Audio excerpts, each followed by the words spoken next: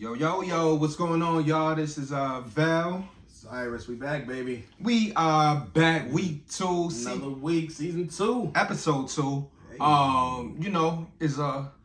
It's week 2 of the free agency period, man. We didn't have too much to get into last week, but we still found a way to stretch it. Cause that's what we do, right? You know, we always say, yeah, we're gonna hold y'all for a couple seconds, and then boom, we sitting there chilling, talking for like 55 minutes. But that's what happens when you're talking about your team and you're talking about what you see happening. And here we are. 4, 5, 6 more players signed. And I guess it's time to slowly start looking at draft needs, but we'll get into a couple things that's happened since we last spoke to y'all. So Z, I'm gonna ask you right off the bat. I think this is an easy one, but so far, you know, we only about 8 or 9 days in. Favorite signing that the Bills have picked up so far? This might be an easy one, but you can throw me off, and know what I mean? I think naturally it has to be the Jordan Poyer re-signing. Okay. Again, after losing Tremaine to, you know, that massive contract that, you know, they didn't want to touch. Right. You know, it definitely left a hole up the middle of the defense in general. So, you know, solidifying that back in, pairing him back with Hyde again. Right. You know. Because I think last time we spoke, I don't think Poyer had signed, right? No. Right when we recorded. Oh, last time we recorded, the only thing that actually took place so far was just Tremaine signing to the Bears, maybe? Yeah, I think it was Tremaine signing and maybe a speedster, because I think he signed too. didn't No, even he didn't have even do that. Nah. Yeah, we just Ooh, it was looking damn. I think we we signed we signed the guard. We signed that guard, Yeah, and we we were signed just like, Connor let's be patient. Yeah, Okay. that's Ooh. all we had was Connor. Ooh, it was looking zim. But anyway, go ahead. Yeah, so I think naturally it's the re-signing of Poyer. But if we're going to talk about a new addition to the team, I think it has to be, from my opinion, it has to be Deontay Hardy. Okay, I like it. Just because he gives you an element of speed and run after the catch ability. Right. But he also gives you that flexibility between inside and outside. Even though he is not a big frame at all. Not at all. Like, my man is my height, and I really don't get to say that for NFL players. Right. But he's a man my size, but he has shown in the league that he has the ability to, you know, make catches at all levels of the field. Short, intermediate, and deep. And the thing I like about that, you know, while I'll let you finish, is that it's not like his team valued him and that was it. Like, no, the league looked at him his rookie year and was like, nah, you deserve to be all-pro worthy, just because of your playmaking ability. And not all-pro wide receiver, but just making the all-pro as a return man. Like, that's still big to come from being undrafted and the people realizing, like, yo, we can't really kick it to this man, and if we do, he liable to take it up the field and go all the way. But you can go ahead. Yeah, so in my head, I feel like I do like that spot, especially now with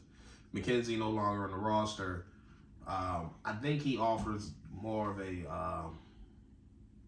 a flexibility than what McKenzie was able to do. Right. So, like, he gives that ability to go inside and go outside. Mm-hmm. Proven hands, a low drop percentage, which is what you know our team as a whole has struggled with. They struggled with last year. For sure. Yep. So, you know, I think just that, again, that influx of speed. I mean, I'm not sure if he's as fast as McKenzie, but either way, he's right up there. I think he's still a 4-4 guy. I think the small difference that I saw with him when I went back and watched the highlights and some film on him was that, similar to McKenzie, he has like that twitch where he can get left to right quickly and get upfield, and I think he can do it. Speed. But I think he can do it a little bit quicker than McKenzie. Like, they look, and you know, and there's straight line speed and there's quickness. Yeah, 100%. And I think he's a different style runner. Even though he's a smaller guy, he's sturdy.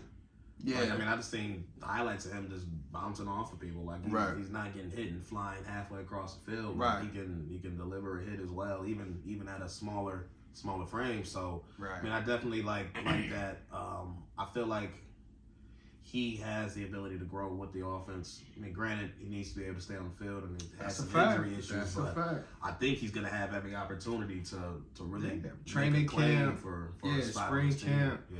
Yeah. And the thing that I like about that move, and I'll move on to my favorite move, but the thing I liked about it is that back-to-back years, sort of, kind of, they realized that they needed speed to this offense. Mm-hmm. You know, we saw them get Nyheim Hines last year, and even though people didn't like the fact that they didn't use him too much, they got him with about 5 games left in the year. But the thing that I see that they realize is that if you watch Philadelphia, if you watch Kansas City, even if you watch the Niners, like in Miami in our own division, like getting speed helps out your quarterback so much because your quarterback can be pressured or your quarterback cannot have that much time to get it out. But if he can just put it in the hands of a playmaker and like that do their thing from there. and let them zigzag and get, because I mean, that was Patrick Mahomes.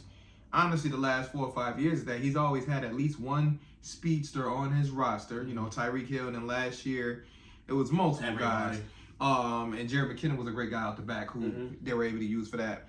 But I think that the Bills are realizing that, along with some other things that we'll get into, having speed, skill guys helps you out so much. Because scoring in the league, as easy as it looks, isn't going to be that easy week to week. And we found that out last year. Like, then 15 play drives aren't going to happen all day, every day. Like, you need to be able to get the ball out quick and let your receivers be great. And that's what we've lacked. I mean, I think it's a combination of the skill set of the receivers that we have and also a scheme at the same time. Also, I think there's probably also some on Josh as well. Yeah, know, Josh, and a little bit on Dorsey too, first year type shit. But all those things combined, they needed players who can, once that ball is in their hand, got the ability to take it and break one. Give me 25, give me and granted, hell, we even get the ball, make a catch, and get 6. Like, we weren't even getting barely. We were barely getting that right. I mean, it was we've been tough. Down low for years now. Not even bottom third. I'm talking bottom 2-3 teams in the whole league. Right, and I think last year they got a little bit better run after the catch, just with some of the designs. Barely. I think they still ended up 31st in the league. Probably. It just felt a little bit better without Cole Beasley, and then obviously Cole came, and honestly Cole.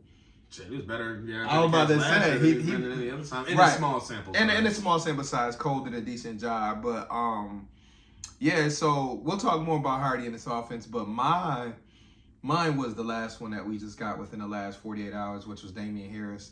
I like the Damian Harris one, especially for the money. I think I'm seeing the base salary right now is 1.7 for 1 year. I like this signing for a couple reasons. For one, now we can stop with all the rumors that were probably not going to happen. You know, the Derrick Henry. Still not going to stop, though. I know the rumor. They're gonna say what they want to say.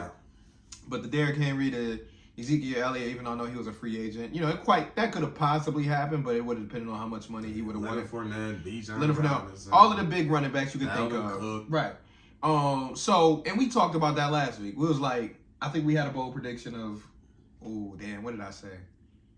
I think I said something about we was going to trade for a skilled receiver or something like that. Yeah, something along those lines. Anyway, so that didn't happen quite yet, but I like the fact that they were able to get Harris for cheap. They know the style of runner he is. So the one thing I did watch before we recorded a couple hours ago was that he kept saying, you know why I'm here.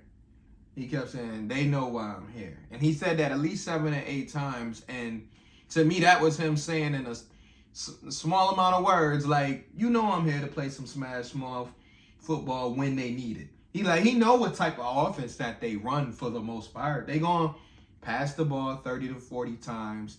Josh is gonna still be Josh, right. But there are going to be situations where he's gonna have you need that yard. Yeah. It's 2nd and 2, and you just want to hurry up and pick up the first down. Yeah. Like, you don't want to always on 2nd and 2 be like, oh, we've got Josh, so let's throw a quick slant. No, sometimes on 2nd and 2, kind of like what Cincinnati does and some of these other teams, give it to Joe Mixon, give it to blah, blah, blah. Like, sometimes you need that running back to just get you down the field. And guess what? The thing I like about Harris is that he can pick up the 2, but he can also take that 2 to 40. Yeah. He can also, as he showed against the Bills, 2 to 75. Right. You can put 10 in the box, because that was the one that killed us in that windy game. They stacked the box on the man. He made a couple guys miss, went up the hole, and ran it 64 yards. So, and then I like the fact that he a dog. Like, I always say, the more dogs this team has, especially the way that we've lost in the last few years, the more dogs on this team, the better. Like, we don't need no pretty boys, no, I don't want to barely get touched. Like, nah, give me the bruiser. Give me the guy who just going to walk up to the next man and tell him, yo, put your head up, let's go, like, let's get it. Like, he that type of player, and like I said, anytime we can snatch one from a division rival, one of their best players, and throw them on a team that we already got, which we know is good, I'm all for it. So yeah, I mean, I like that it's a good compliment to what's already in the room. I mean, do I think he's the best running back in the world? No. Hell no. But I mean, I don't mean his, like that. His skill set, I believe, matches what this team just what they need a has. little bit. Again, Yeah. I mean, he's not a 230-pound back. Nah, he's about not going to 215. Yeah. run and be AJ Dillon and run into a cloud of smoke. And we're not going to give him the ball 30 he times. He's a great contact balance, low pad level. So I mean, he's tough to get down with one person. So that's what's going to be good about him. Like he can make people miss. And his last year that he was fully healthy, he had a Jamal Williams type of year. He had 15 touchdowns. Yeah, he's a strong just dude. 2 years ago. Yeah. So he's not a huge. I mean, he's about 5'10". Yeah. 6 foot at most. Yeah, maybe. Yeah. 215. So he's not a 215. huge back, but again, But it's that physical style that he runs raw with. power. He Yeah, does. like I'm gonna take you with me. And honestly, the thing I was talking to my pops about, I think I was saying like. The thing I like about him is just he's not just a bruiser. He got the quick feet to be able to. He can make a cut. Boom, boom. I can make a cut and I can get a. Hey, you might drag me down, but I'm gonna still get 30. Right.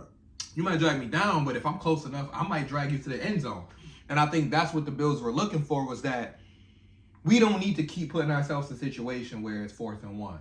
Right. Where it's 3rd and 3 and we gotta overthink it. Mm-hmm. And I'm not saying on 3rd and 3 you just turn around and get a ball to him. It's just the fact that you add another dimension. Yeah, having someone there who can do it. But again, Cook in those situations were good last year. Oh, yeah. Put him in it. And that's the thing, too. You still got I need Cook to be the main. As long as Cook is the main dog this year, I'm good. And I think Cook will still get, I think I was saying the other day, I still guarantee him getting anywhere from 10 to 15 touches. I think Harris is a guy you can get between about 7, 8. And then, whatever Hines gets, whatever role he plays. But I still think Cook will still get the majority. I just think they know in some of these games, and you can go ahead and look at them and rewatch any game you want to. There were moments where it was like, dog, can we just pick up the first down? Can we not get cute? Can we not, on 3rd and 1, throw a 40-yard pass down the field to Gabe Davis? Like, can we just pick up the 1 yard? Or can we not have to run a bootleg with Josh just to get the first down, and now he got to bite somebody? Like, you know what I mean? Somebody. Yeah, you know what I mean? So I think he will help with that. I think he will help in the red zone at times. I think Cook can be, I really think Cook can be good in the red zone as well, too, just because he's slippery. So, again, another compliment to the offense. I'm all for it, and I'm all for the price.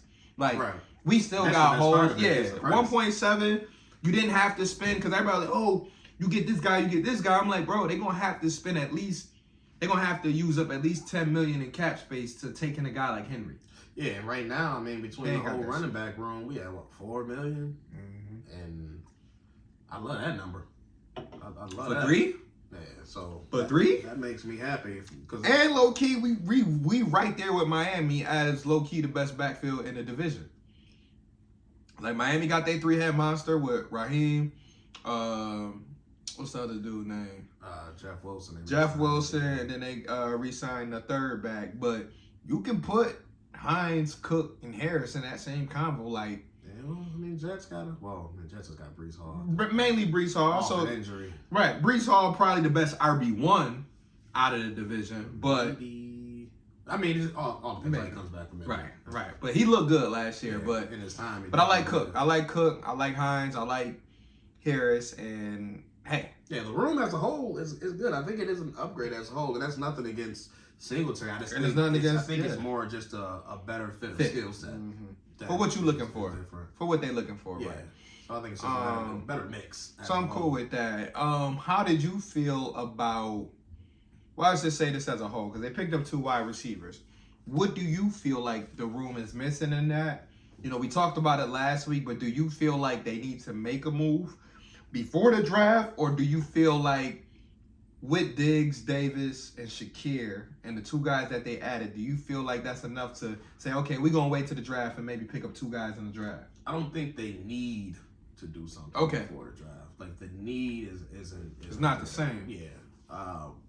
if they walked into the season with this receiving core as is, I think they still have an above average receiving core. Oh, yeah, for sure. So, I mean, is it top 5? No. But you top 10. Could they score 12? Could they average 28, 30 points? Yeah. For sure. Yeah. So, again, do I think they need to do anything before the draft? No. However, I still want a day 1 or day 2 at the latest receiver. Definitely day 1 or day 2. Yeah. There is still that uncertainty there because again, Gabe Davis had a good season last year. But he still didn't. I don't think he has ascended to really solidifying and saying, and I think this is my number 2 receiver going forward. Right. Here's a long-term contract. We locking you in because again, this is last year in the contract. Last year he literally had a full year to prove like, yo, I can be this team's number 2 moving forward. But he did have a good season. I mean, it wasn't bad. A bum ankle. Listen, it was above average. Like if you had to put together a group of the best number 2 wide receivers in the league, he would still be in the top 10. He wouldn't be top 3 or 4. Yeah. But you can put him in the top 10. Yeah, I think the problem is I think there's some unrealistic expectations. I mean, when you end the season with 4 touchdowns in one game. I mean, he had a handful of drops last year. But again, historically speaking, there's a ton of great receivers who had a season or 2 of drops. So, like, that doesn't have to be indicative of an entire career. Right. So, again, he has an opportunity to step up and make a claim. But there's going to be some competition. With him going into his last year of the contract, we're still always one injury away from Gabe Davis being the lead. You're going to need to have a player. I want to have a number 1 or number 2 round, receiver in the mix. Because, again, I always want to have that receiver room. That cover always needs to be stopped. Oh yeah, because like you said though, if a Diggs go down, if Davis go down, I just want to surround my team with talent. Because again, say Gabe Davis does have a great season, are you prepared to give him 22, 23 million a season? And if those numbers don't work, who's sliding into that spot now? Right. So then you're gonna really pigeonhole yourself to have to get a plus receiver. The moves that they've made spell like they're going to address it in the draft only because they gave out 1-year deals to the receivers. It's not like they gave Sherfield or Hardy long deals. Right. It's more like we gonna see. We gonna see what's gonna happen, but in the meantime, again, next year the only receivers under contract is gonna be Diggs and Shakir. Right. Again, it's like the same thing. So what does that room look like moving forward? So again, with those uncertainties moving forward, I definitely want to have a receiver in the mix. So if I'm going to the draft and the board falls, I'm definitely want to take a swing on a receiver. Right. But linebacker is a legitimate hole. For sure. I think defensive tackle is a legitimate hole. Hell, defensive end is a hole again. Low key. Because again, we don't know Miller's it might be November, back. It might be October. I mean, he'll come back, but we don't know what. Yeah, he says he wants to be ready for the season. I mean, he's a freak, so he could quite possibly be ready. He can be that However, right now there's still a hole. I mean, he's still over 30, so. Yeah, I mean, re-signing Questenberry, I really feel like that O-line is kind of decent, at an okay spot. Right. I would say the only thing that I would probably add, and I think they had a guard visiting today, is probably another guard just for, solidify, depth and things like that. I can get that dude whatever. True. And they did re-sign, what's his name, Bucker. Yeah. So, guard and maybe another tackle for me, and I'll feel a little bit better, and probably in the draft. So I don't even think I need another tackle right now. I mean, if you want to... Why? Because you got, Spencer Brown and Questenberry? Yeah. I mean, where am I finding an upgrade at this point? I mean, you ain't gonna find an upgrade. Yeah, I guess not tackle in free agency, maybe tackle in the draft, maybe day 3. It's not gonna be a top couple round pick, so at that point, I'm gonna be signing a depth tackle who may or may not make the team. So, I'm not putting in a ton of top-end assets. All I know is Spencer Brown better get it together because them grades that he had last season, and from what I saw, that ain't going. That's not championship caliber right tackle play. And it might have been his back, and it might have been some other things, because I know they were giving a couple excuses for Spencer, but, bro, you showed some promising signs your rookie year. What I saw last year... I mean, get it. I mean, I think it's a factor when you don't have an off season at all. I mean, you coming off of, back surgery, you didn't have an off season going from year 1 to year 2. Right.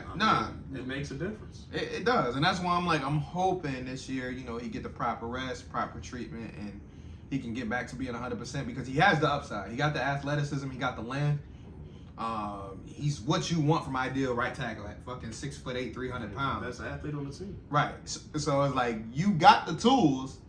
Just need you to put it together. And Dawkins, obviously, we need him to get back to what I feel like is a Pro Bowl level. I know he made the Pro Bowl this year, but I need to see Pro Bowl Dawkins. Left guard, we'll see what the Cowboy guy can do.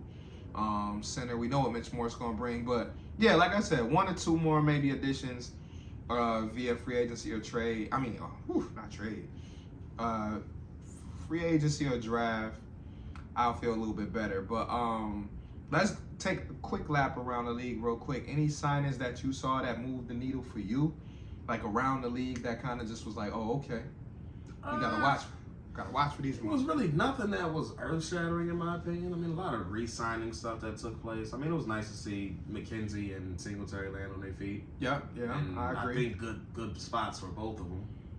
Yeah, especially Singletary. Yeah, Indy losing Paris Campbell. I feel like McKenzie could slide right into that spot. So, like, I'm happy he found a home, and Right. I think Singletary is a really good mix with Damian Pierce. I feel like it's a really good matchup. Good. Houston doing something low key. Like I like what Houston doing. So yeah, Houston doing a whole bunch of stuff, but still don't have a quarterback. So right, but they picked number 2. So they saying it's either gonna be Bryce Young or C.J. Yeah, Stroud. I know, but they making all these moves and then trade away Brandon Cooks. So it's like signing all these players, but then getting rid of your best offensive weapon. So like I don't know what y'all want to do. I don't know what y'all want to be. And same thing with Carolina. I'm kind of weird on Carolina. Carolina to sign half the league, and we just like okay. We entrusted the team with Andy Dalton. I think it's Andy Dalton. Yeah, Andy Dalton, and obviously Bryce Young. If it's Bryce Young, and Andy, we trust. It's gonna be weird. Like I said, this year it's still gonna be top. The top 5 or 6 teams is gonna be what's scrapping. You know, the Chiefs. Will say, my fault. I will say it's not signings, but Dallas trading some late picks to get Gilmore, Cooks, and Gilmore. Yeah. No, Dallas, I mean... then I think they looked at free agency, looked at what's potentially available in the draft. They saw the Giants move up. It was like, you know what? Let me give out some 6th and 7th and 5th round picks. Which ain't a bad thing to do. And let me go get Brandon Cooks and go get Stephon Gilmore. So, I like that use of assets because they didn't give up anything major. Right. So, and obviously they lost Zeke, but I think they knew his days was coming. They should have been lost Zeke. I know. They should have never gave Zeke that contract to begin with. Yeah. Tony Pollard's been their best running back since he's been there. Yeah. They were so reluctant to give him the ball because it was Zeke, and they got $18 million. Remember how big his contract was? They got a ton of money tied up in the running back position, and one that probably wasn't deserving of a second contract. I mean, you saw the writing on the wall. Like you knew he was gonna hit his wall quick. Mm-hmm. It'd be a good compliment though. But, yeah, I mean he's not a bad back. It's just Tony Pollard's a better running back. So I can honestly see him going to. I'm trying to find Zeke a destination, but it's tough. But I can low key. I don't want him in the division, so I won't say it. I'll say I think the Rams is still be a good spot. No one's really claimed that. But I'm trying to think of a contender though where Zeke could go because. You don't think Matt Stafford got them boys? Hell no, the Rams done fucking. But thing is, NFC is not overly strong though, so that division ain't theirs. But a wild card spot could be. I mean, he technically a free agent, so he could go to go anywhere he want. But somebody gotta want him. But what team doesn't already have a? That's what I'm trying to think for a quick second. I mean, most teams already got somebody locked up at that spot. I think there's been why running backs been hanging out for so long. There's a ton of running backs out of free agents. Would you think he would fit with ETN in Jacksonville? I mean, he could, but I'm not taking touches away from ETN. No, I'm not. Nah, he would have to settle for almost the Damian Harris role, which is like you're gonna get 7-8 touches. No, I don't think Zeke gonna get. I wouldn't even give him that in Jacksonville. ETN the ball at. I can see him go to the AFC South though. With that being said, some team out there. I know he can't go to Houston because they good. He can't go to the Colts because now they got JT, Zach Moss, and you know. Just put Zach Moss. Yeah, I know Zach. Cause I ain't gonna front. Zach Moss finished the year strong for them. Like I'll give him credit. Like he did what he had to do to get his spot. Solidify himself. He got a chance to be the a top three running back on that squad. So shout out to Zach Moss and Yeah, like we said, some of those other players. I will say something that I'm just still waiting for is I just need to see how this For damn. Buffalo, New York. Yo, Alexa, we not talking to you. Wow. You see that? Alexa trying to get on the podcast. We ain't giving them no money for this. Damn. This is not an advertisement. Right. Anyway. No way are we advertising any type of home health devices. None of that. Nah, that was crazy. We go ahead. What I was still waiting for to see is how this Lamar Jackson situation is going to unfold. Because I need that shoe to drop. Yeah, where are you going at this Because who right now is the Colts quarterback? Gardner Minshew? I saw Gardner Minshew went there. And then probably whoever they draft. Because, I mean, I'm sure they're going to draft somebody. But right now. So if I'm the Colts, who they, real quick, and I'm going to let you finish, who they head coach? Frank Reich got fired last year. Right, he in Carolina. They didn't get a job Saturday. I don't think. Yeah. Who is the coach? Might have to look that up. Because I'm just trying to see what coach out there is going to be willing to give him the keys and just say, F it, let's go. Because I'm not going to lie. Him and Jonathan Taylor together, with some of those receivers that they got with the Colts, they could make it work. Oh, it was the offense coordinator. Oh, man. I don't know about that. Yeah, and that ain't moving me. But yeah, the Colts, I mean, could potentially be in play. I mean, I don't think that if it was a trade, Baltimore would trade him in the conference. But yeah. I mean, if I'm a team, if I'm Atlanta, I'd have been moving heaven and earth. Right. It's like, yo, listen, I know we draft you, fam, last year to be our quarterback of the future, but I draft you in like the 4th round. Like you're not even the top end pick. Like I don't understand why Atlanta. It's not being aggressive. It's just stupid. Did not. It's stupid. Like, bro, do you know what the marketing machine would be? Well, here's the Lamar thing, Jackson right? Atlanta. From a business standpoint, I'm looking at it as an owner. You stupid. You stupid if you're not taking that lead. Easy. That's easy. And again, this automatically platforms me or puts me at the catapults. Yeah, catapults me to the top or right near the top of the NFC because for sure. From a quarterbacking standpoint, it's weak. So if I'm Atlanta, and they were one of the teams that came out and said, "Oh, we're not interested. We're not going to talk to Lamar." I said, "For what reason? Because you're stupid right now. Because you want to go with Desmond Ritter or whatever his name right? is. You want to hand the keys. That dude couldn't even throw 100 yards last year. You know how many times I threw him on a parlay just because the odds of him throwing 100 yards was like plus 100. I said, "Ooh, give me that free money." 97 yards. Because that's what I would be thinking. But honestly, I don't know. I don't think you want to live in Baltimore. Like I just feel like at this point, what they saying right now, they not close. Yeah, they're not close to really coming to. Things, at the end of the day, it's always a second away from changing. But I'm also looking at a team too, low key, and I know Geno just had a great year. You know, Seattle. Yeah, he's got that contract. I know that's the only thing. But I wish before maybe the contract they would have thought about that. Like, hey Geno, you know we love you, but this is Lamar Jackson. Right. If I'm New England, I'm trying to figure out what I can do to get him. You sat down Mac Jones in the middle of a game for Zappy for Bailey Zappi for Zap Daddy. and then threw Mac back in the game. Yeah, y'all motherfuckers was playing. You know what I mean? Yeah. So the league is funky. I would be moving heaven and earth. Right. If I'm a team without a quarterback. Dog, you talking about a top 10 quarterback who just won MVP just a couple years ago. So it's like it's a no-brainer for me. But again, they seem to want to put Lamar in this box. And we saw what happened when they tried to put Hurts in the box. He only took his team to the Super Bowl. So I don't know if the owners or the GMs are trying to play this game. There's collusion going on. Because again, how you have 6-7 teams automatically as soon as it's mentioned, no, we're not going to talk to Jackson. Like, nah. They lucky we got Josh Allen. I'm telling you right now, if we had anything above a top 10 quarterback, I'd be like, yo, Bells. Right. Go make it happen. Get on the fucking phone. Go make it happen. I don't care. With 2 first-round picks, in my opinion, that's a steal. Yeah, because the franchise quarterback who's been in the playoffs every year when he started, when he's been healthy, he's been in the playoffs every year, and you're talking about a guy who was literally just the face of the league. Now he's with no weapons, bruh. Throwing to, and no disrespect to those guys, Bateman and them. Again, if I'm Atlanta, I'm throwing them out there with Kyle Pitts. Like, you just drafted another first-round receiver last year. Like, Drake London. Like, right.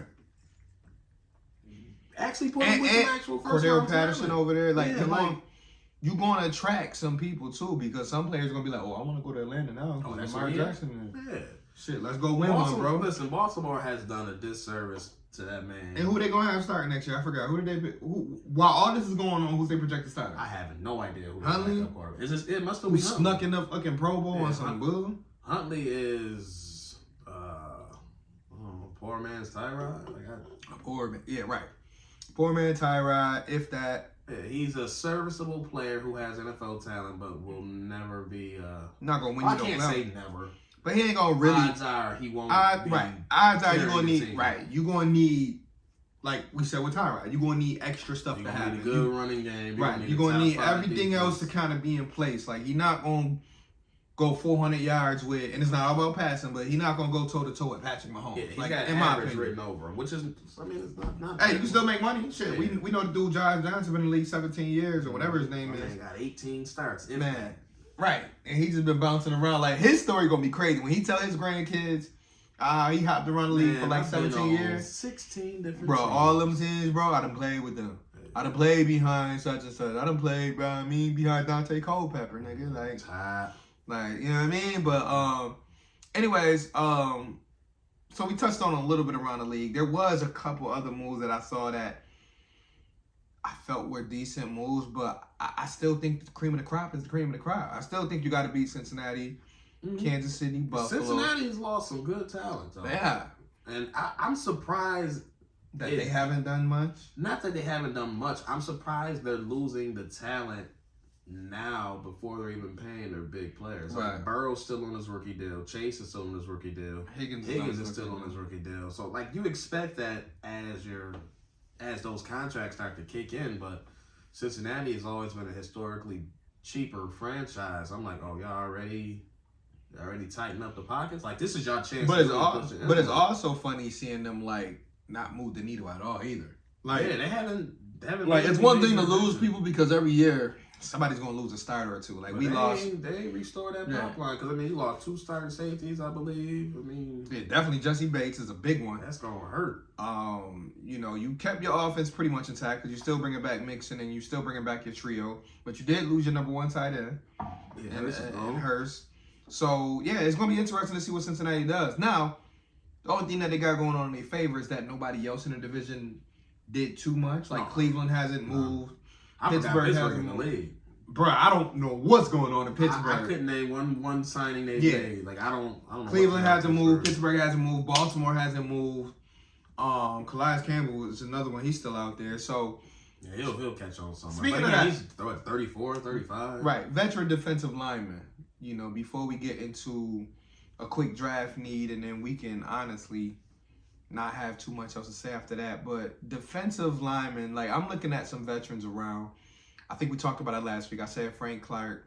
I just mentioned Melvin Ingram today. Justin Houston, Calais Campbell. I think there's a bunch. Which one is your favorite from that bunch as far as the Bills fit? Because I'm thinking Bean he's not gonna go into the draft without addressing the D line. So where would you go with that group? I would probably go towards a Justin Houston if I'm picking anybody out of that group. Just pure pass rusher. Someone who can still create havoc. Again, he's not going to be getting you 60, which we don't need snaps, which doesn't happen in the it don't happen. Yeah, it don't happen, right.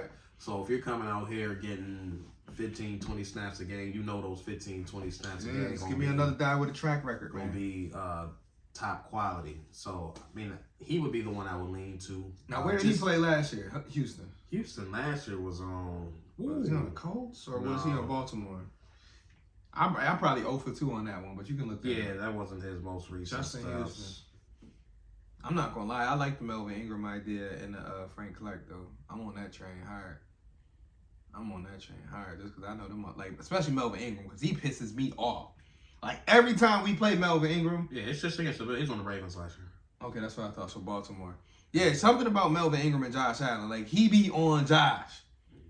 Forcing fumbles and all that. So anytime I can get a player from around the league who creates havoc when they play us, I'm winning. Yeah. So he always shows up against the Bills, but he doesn't do it all season against anybody else. He hasn't had a solid season across the board. Probably since he was with the Chargers. Yeah.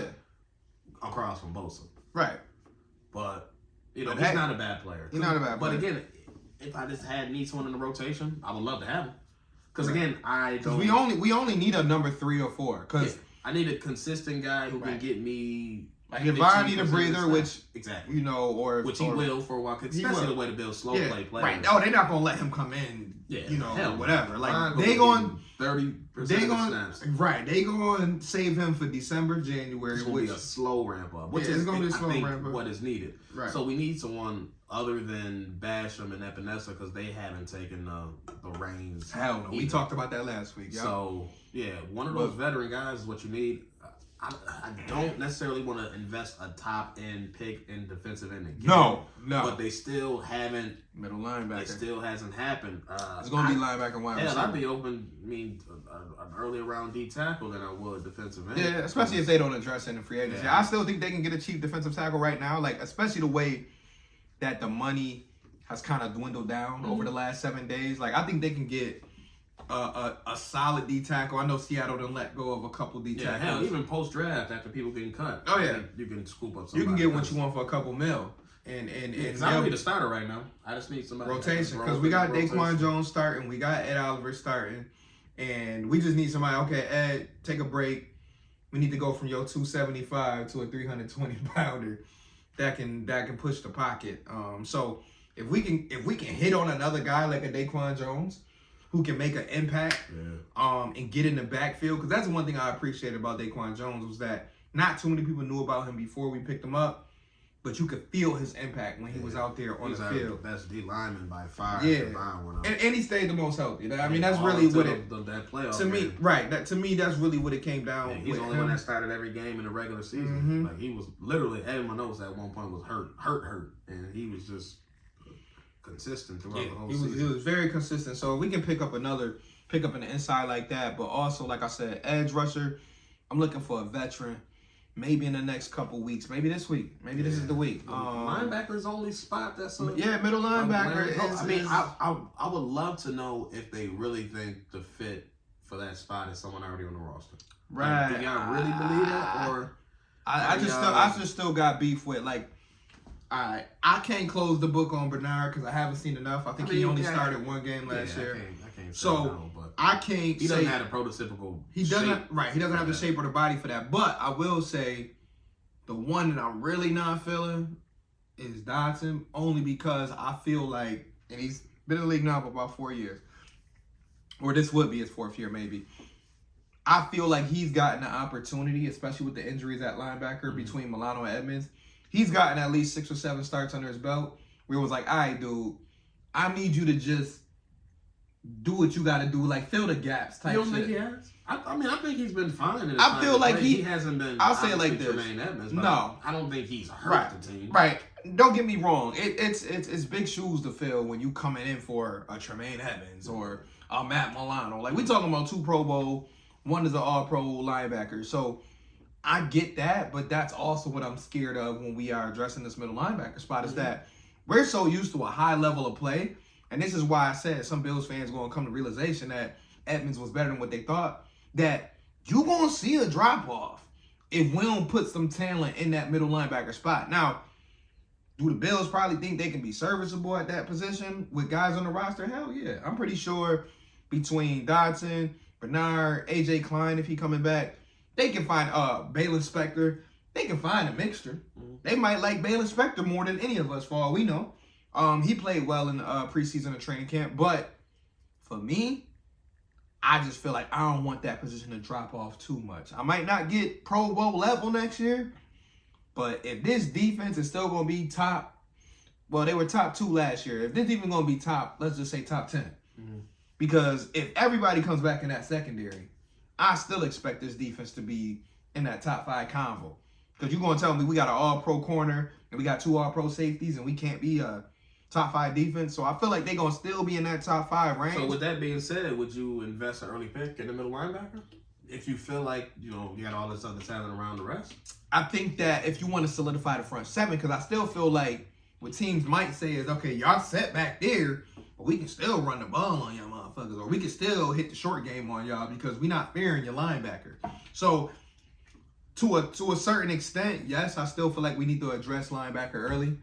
Especially if we can't get, a Wagner on a 1-year deal or something like that. So I don't know. I'm looking leading up to the draft to see if they gonna address it with a veteran who can play 1 year, or just go ahead and day 1, day 2 get one. But I'm kind of scared of day 1 linebacker because I feel like you better make sure you hit on that. And I don't know if there's a day 1 can't miss prospect. I just hate losing a player and then using your next first pick to replace the same player. Because I'm saying right now, if it don't work out, then you're gonna hear about it.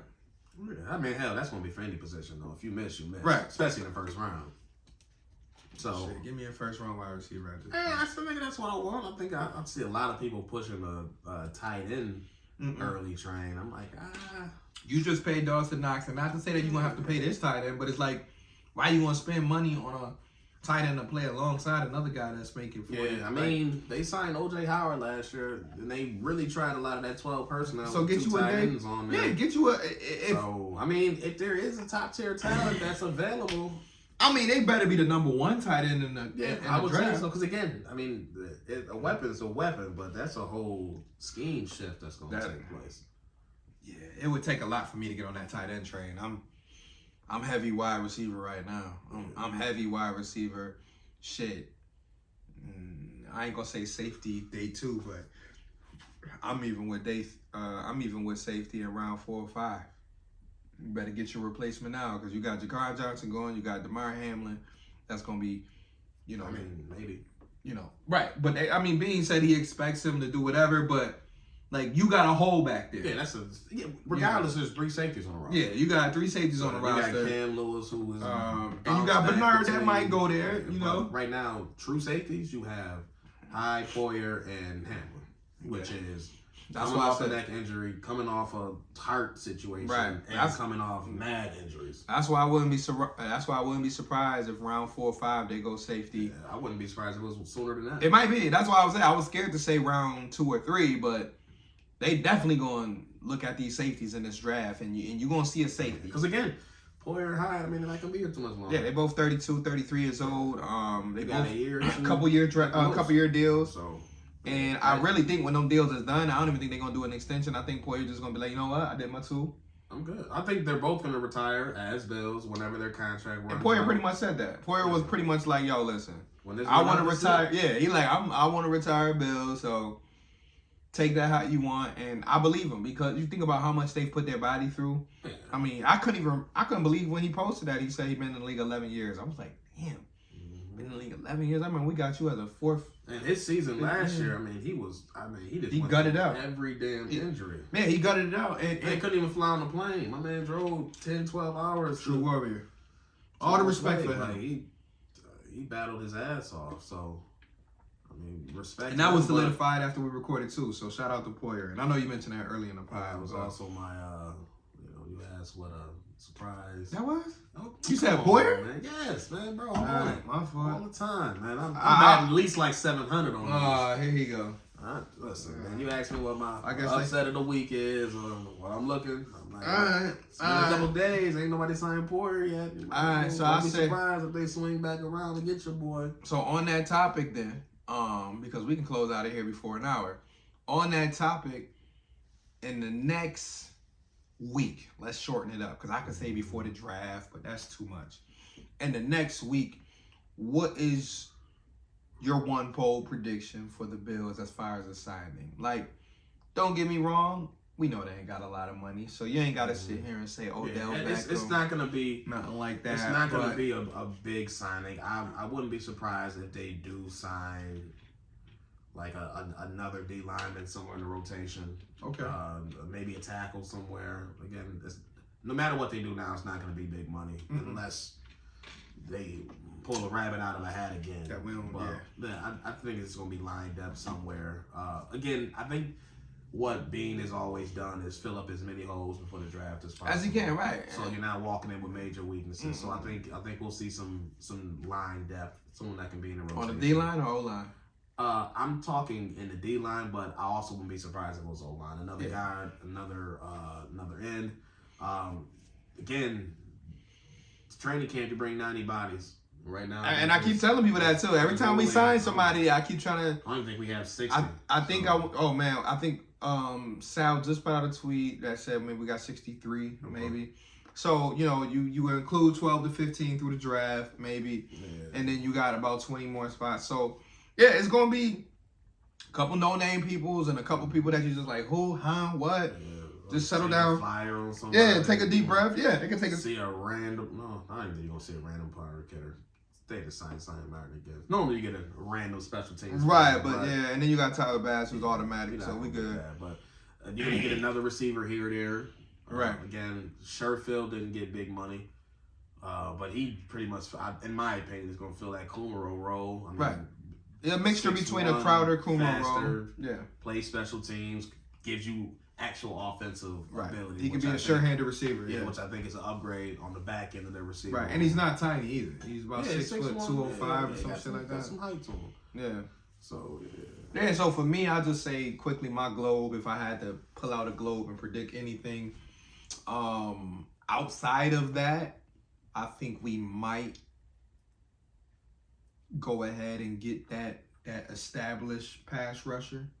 And when I say established, I'm talking about maybe a guy who's had a double-digit, double-digit sacks in his career, because I think that they will go youth and get a defensive end in the draft at some point. But I feel like by addressing it before April gets there, it's like, all right, we ain't got to get day one or day two. Yeah. So I think they'll probably do like a 1 or 2 year deal with guys that we mentioned, Houston, Frank Clark. Do you see them making a move for a linebacker before the draft, or do you think? I think they will sign at least one veteran middle linebacker, but I don't know if it will be the type that will move the needle to make us be like a name.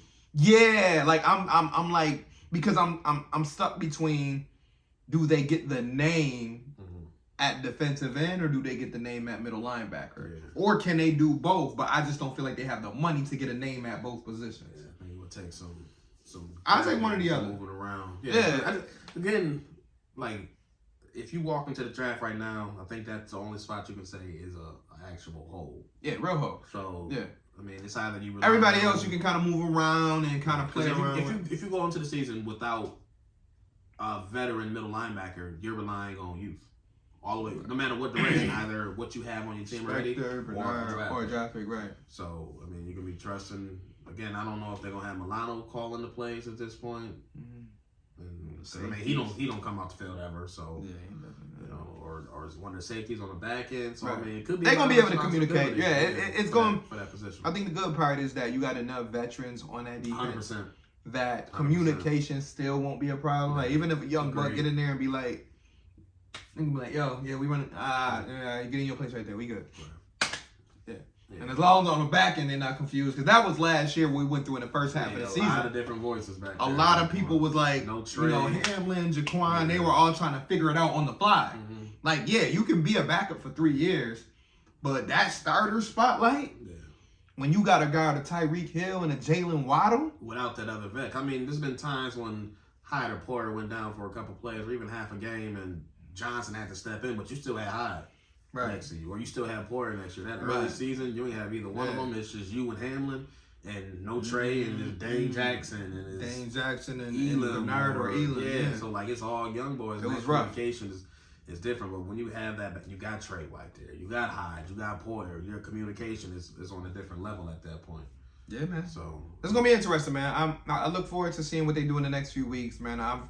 I've decided, like I said last week, to take the patient approach because I'm just like, if you understood, you can't win the season in March. You can't win the season in March. But also, if you really start to understand some of the money, with these teams and what they go through year to year, like some years it's gonna be easier to make those moves. Like, and this ain't one of them. Yeah, after making a big splash last year. And if you look around the league, like we're not alone in this. Like there are other teams that are strapped. And worse. We mentioned 5 or 6 teams earlier that are in situations whether it's them being extremely patient or not. There are teams who haven't moved at all. Still pretty behind on the cap. But I mean, luckily the way they structure their deals, there are contracts available. There's always available to restructure and this and that. So I mean, they've been from a salary cap standpoint, they've been doing this masterful for years now. So we gonna be all right. Yeah, no, that's what I want y'all to do. Just keep taking deep breaths. Yeah, come in a good spot. Whether the Jets get Aaron Rodgers or Tua comes back, he ain't scared. All that stuff. He still got to throw between Micah Hyde and Jordan Poyer. Yeah, they'll still have a solid team. And Tre'Davious White. Yeah, that's how I look at it. Like, you got Aaron Rodgers, who's a drop back passer who can improvise. But guess what? We got one of the best secondaries in the league. Mm-hmm. So, to me, that makes me feel good knowing that no matter what quarterbacks come in this division, we still got, right, we beat them last year, but we beat them with Mike White, but. No, I'm talking about Aaron Rodgers, right. But I'm saying, like, the fact that I know I can get Trey White for a full year, I can get Poyer for a full year, I can get Hyde for a full year, and hopefully Elam, if they let him play for a full year, I'm good with that secondary. And not to mention Taron Johnson, because they play nickel. So, line them up. And then, like I said, I believe they'll improve the front seven over the next 6 weeks. So, overall, we'll talk more about the draft next week. I think we'll slowly start to get into draft mode once the Bills finish up doing what they doing. Like, I always hate doing even mock drafts before free agency is officially over. And I know free agency is never really over. But that first wave. Yeah, that first 3 weeks or so, I try to wait because I was kind of searching online. I'm like, so much stuff changes. Yeah, because I'm like, do I do my first one? And then I couldn't even get on the Draft Network. So I was like, man, fuck this shit. So, we'll bring those out soon. Yeah, we're going to bring those out soon. But anything you wanted to add before we man, we good. Yeah, we good. So listen, y'all. We appreciate y'all tapping in again. This is only week 2 of the season 2. We got a lot more to get into. Season 2. Man, Fred Jackson out there, 2-2. Yeah, big deuces. So there's gonna be a lot more to get into, man. We still trying to figure out exactly how we gonna fill some of these tiny holes. And but I'm still confident. He's confident. Great team. We staying patient. We taking deep breaths. Some of y'all a little too stressed online. Oh yeah. I need y'all. Listen, I can't be stressed about a football team in March. Nah. Do one of those, man. Take yoga, do what you gotta do. Like, I get it. Everybody has been disappointed in the past by shit. We all have. I mean, most of us in our age group and older, we have seen some horrible losses. We've seen us at the height of being hyped like we were just 8-9 months ago to where we at right now, where it's like, damn, did we really only play 1-2 playoff games and then lost by 17? How the fuck? That's sports. And that's why I tell people all the time, being a sports fan is like one of the most difficult thing as a human because like dumbest thing. It's the dumbest thing that we do because we just keep setting ourselves up. We set ourselves up. That's why I had to take a break from Syracuse, you know what I mean? Speaking of March Madness, man, shout out to all them damn upsets. God damn, man. That was a wild first week. Like, bro, we can't even get out the first. Bro, the first 3 hours, I was here. Bro, I filled out only 2 brackets. Your drink gotta be terrible. Well, I will say this: the one joint I got with Andre, you still hanging? I'm number 2 right now. That out of 11. Okay. So I'm hanging there on that, and then my one at work, I'm like number 16 out of like 200 people, but I'll take 16, and we still got a full couple weeks, and it's mainly only because my finals are still intact. I still got Alabama versus Texas in 1. And I got Alabama versus Houston in 1. So I say that saying, I hope Alabama keep going. Brian, all y'all boys out there, Alabama, help me. Because I need y'all to fucking hold it down. But, nah, man, y'all good luck with y'all brackets, man. And again, Bills fan, take a deep breath, man. I think Bean going to work it all out. We're going to be in a good space because guess what? We about a few months away from winning. And Josh we trust. And Josh we trust, and in Bean we trust. So, listen, y'all. We're going to get back to y'all next week. Continue to share, like, comment. If you got any suggestions, we still got a couple other things we got to tap in and we'll talk about. We'll get with. We got a couple other people that got to get with us. And, yeah, it's a lot. But, listen, we're taking it day by day, week by week. And we want to say congratulations to his brother. My man got a... What we got? My big bro had his first kid. Yes. Him and Gabby had himself a little girl, baby. What's her name? Isabella. Healthy. Mom is healthy. So shout out to you, Greg. Congratulations. Yeah. Shout out to my man. So, yeah, and shout out to all of y'all. I see there's a lot of pregnancy announcements, a lot of different people having babies that we know. So it's a beautiful time to celebrate life. As we say all the time, man, we can't take it for granted. So, appreciate y'all for tuning in another week, y'all. This is Bell. It's your boy Z. And we gonna catch y'all next week, man. Y'all stay tuned, all right?